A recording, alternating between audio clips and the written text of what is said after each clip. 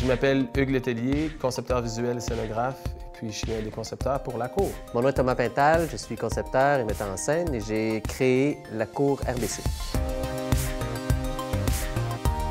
Il fallait que l'expérience soit aussi le reflet de la thématique de Montréal en lumière, qui était cette année Montréal. On a décidé de faire une ruelle de Montréal qu'on a appelée la cour RBC. C'est vraiment inspiré des ruelles de Montréal avec les cordes à linge, des graffitis, des tôles, des matériaux rough un peu. Quelque chose de chaleureux en même temps qui était quand même rough et pas froid, mais plus industriel un petit peu. Une super belle structure de conteneurs, 3 étages avec un toit de tente modifié, puis des entrées pour fitter à peu près 400 personnes à l'intérieur. Les 3 étages de container, vu de l'extérieur, c'est une chose, mais quand tu rentres à l'intérieur, c'est encore plus impressionnant, parce que là, tu es vraiment dans l'immersion dans un lieu. Donc, c'est devenu un espace qui était modulable, qui pouvait se transformer, qui pouvait aussi servir à plusieurs besoins du festival, tels que des conférences de presse, des cocktails, à un moment donné, un party le soir. Donc, c'est un endroit qui se transformait comme les ruelles se transforment aussi.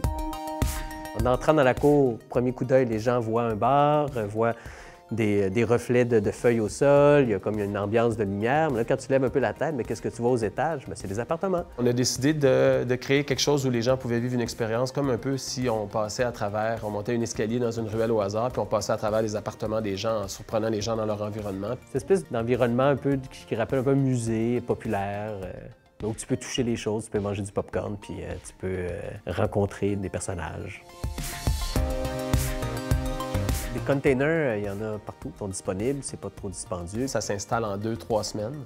On peut l'installer à -20 comme on peut l'installer en plein milieu de l'été. Puis ça peut faire un club, ça peut faire une salle d'événements privée, ça peut faire une salle de pièces de théâtre immersive. Ça peut être une espèce de stage central avec plein d'interventions partout. C'est solide, c'est facile à travailler en termes d'éclairage, technique, son et tout ça. Fait que c'est assez polyvalent, c'est génial. Ça peut être aussi assez fantastique pour faire tout simplement un party avec des DJ puis un trip visuel de projection à l'intérieur. Ça serait hallucinant. Tu gardes dans l'esprit que tu veux faire rêver les gens. C'est toujours l'objectif de faire rêver puis de meubler leur imaginaire. Mais s'ils peuvent le faire en étant aussi actifs dans le scénario, dans la trame, bien, ils vont juste cristalliser davantage leur expérience puis ça va rester encore plus longtemps.